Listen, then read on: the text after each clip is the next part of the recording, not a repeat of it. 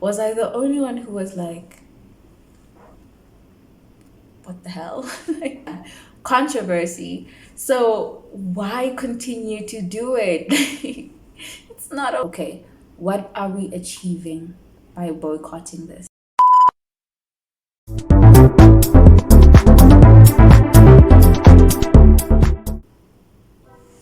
Hi loves, I'm Phoebe Alexis and welcome to my YouTube channel. This YouTube channel is usually centered around all things natural hair, but I'm diverting a little to give you my review and reactions of Love Island, South Africa. I actually hate repeating myself, but unfortunately, again, I have to say the same thing that I said the last time.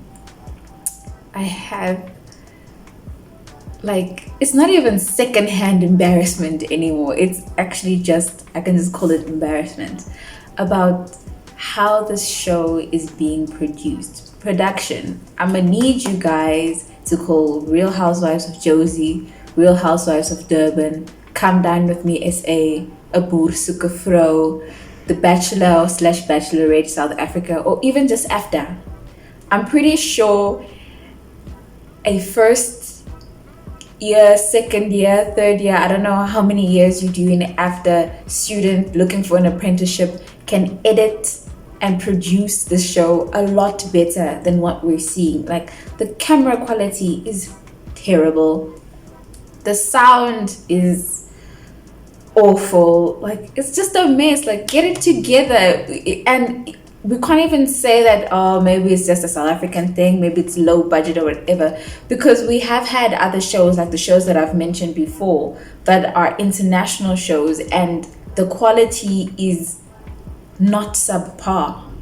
It's of a decent standard. Like, we can't even get decent standard quality producing. Like, no, guys, production, you need to do something about it, because it's not okay. That ain't it.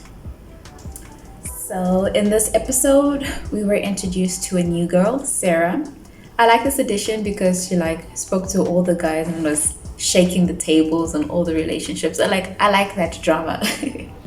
Maybe that's not a good thing, but I like the drama. I don't know. It's a pity that she chose to couple up with Ian, because I really like Rochelle. But I don't know. Rochelle gives me off that bad bitch vibes where this won't faze her. So I'm not really concerned. I just hope that someone comes in that is Rochelle's type, because like I said in my previous video, I actually do like Rochelle. I still find Cage extremely cringy, especially when he was trying to force a kiss. Dude, that's creepy. You don't do that, especially on national television. Okay, not that you're supposed to do this in private anyway, but on national television, it's just creepy. I don't know. It's not for me. I actually really like the way Timna and Aaron's friendship is evolving. Speaking about Aaron, I think in this episode, her and Assad really carried this episode. They're the only couple whose relationship seems to be progressing. And at the moment, I would say that their relationship is by far the strongest. Jurang. I feel like this episode exposed Jurang, but in a negative way. He came across as that playboy persona, playboy character.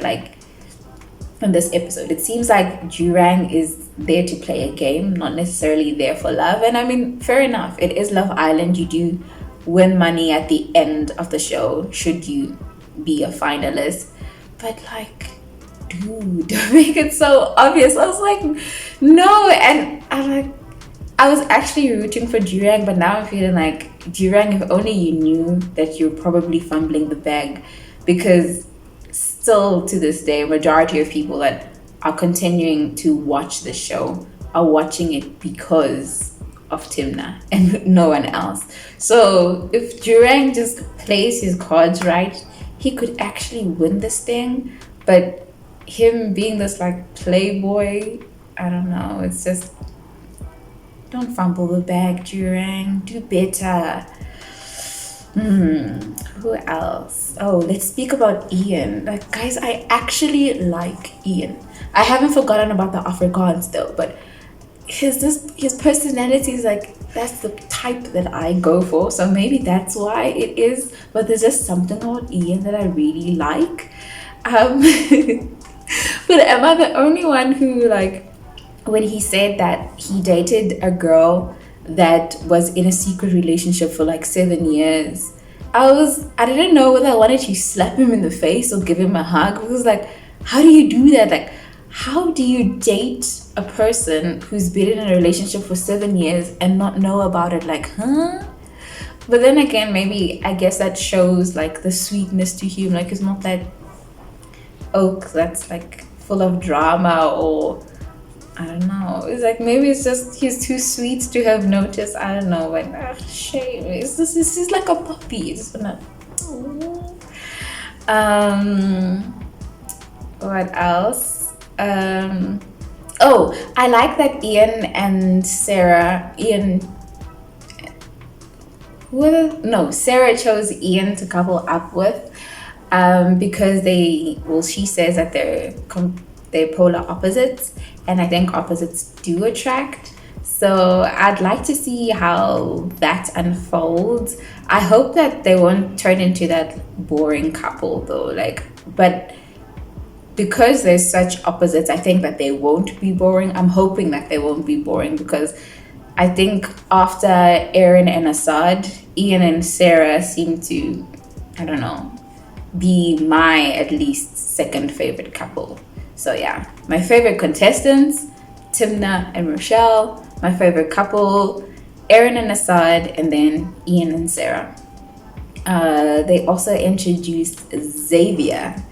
And when I first saw him, I was like, whoo! That is one fine man. But then they had to disappoint me again. My Ben. Why did they allow him to speak Afrikaans without subtitles? Honestly, this is not even something that I hold against Ian and Xavier, because I know that sometimes, at least for me, who's also not a native English speaker, sometimes you feel more comfortable expressing yourself in your home language. So yeah, I get why he would like just out of the blue have bursts of Afrikaans. That's completely fine. But then again, like I said in my previous video, please give us subtitles so that we can at least get a sense of what he's saying. We may not understand it word for word, because like there's certain things that just sound better in your language and don't really make sense in English, but can we at least get something so that we know what he's saying? Like, I blame production. Honestly, I don't blame the contestants. I blame production. Like, do better. You know this, and you know it's gonna cause a controversy. So why continue to do it? It's not okay. What else?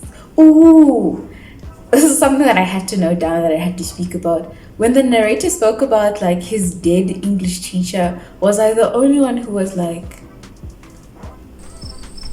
what the hell?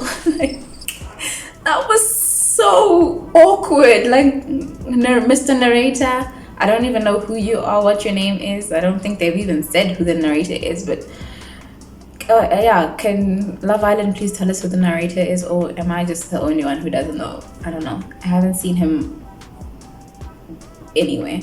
But yeah, Mr. Narrator, don't do that. Please don't be awkward. Like, that was just like a crickets moment. Okay, now for a more serious turn to this review.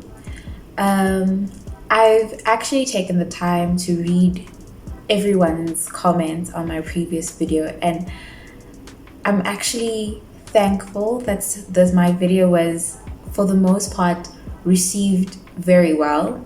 I did include a disclaimer in my description that the views in that video are mine and mine alone. I don't speak on behalf of anybody but myself, and that I'm open to criticism.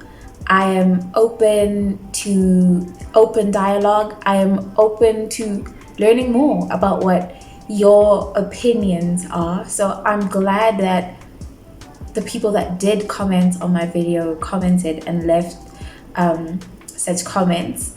I would like to just share why I personally continue to watch this Love Island South Africa, or I continue to watch the show, and why I actually want it to succeed.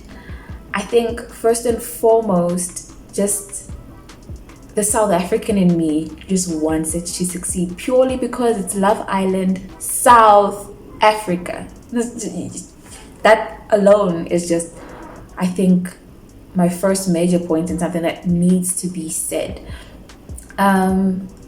I think there are enough South Africans who watched Love Island previously, to the point where the number was significant enough that they felt that the show needs to be brought to South Africa. I don't believe that boycotting the show will fix any real issues in terms of representation on television. I think if the show is cancelled, it will just be swept under the rug and cancelled, and nothing will change. Like, I think that's something that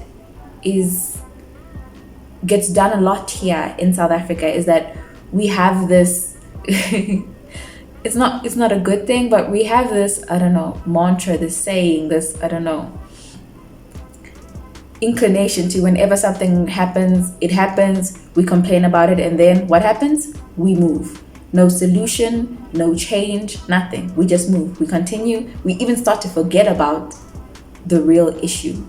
And I feel like we've been doing this for way too long. It's been 27 years. In 2021, 1994 would be 27 years ago. 27 years of freedom. There's no way that after 20, and you might say 27 years is actually not a long time. Fair enough. But there's no way that after 27 years of freedom in South Africa, we can have a show like this and it's not reflective of the demographic. I'm just saying.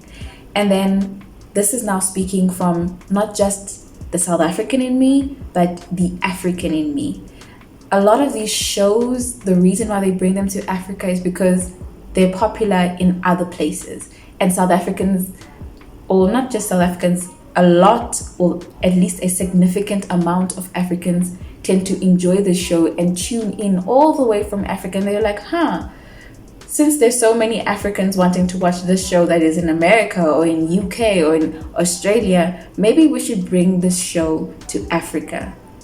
And now that we have Love Island SA and we have something that we can call our own, I feel like boycotting and canceling the show will just be like taking that away, and then we go back to just watching from the other side and not having something that we can call our own. Like, this is our first chance at bringing a little bit of South Africa to Love Island and to the international community of islanders, and I just feel that we need to give it a chance, Love Island South Africa, a chance to correct what needs to be corrected.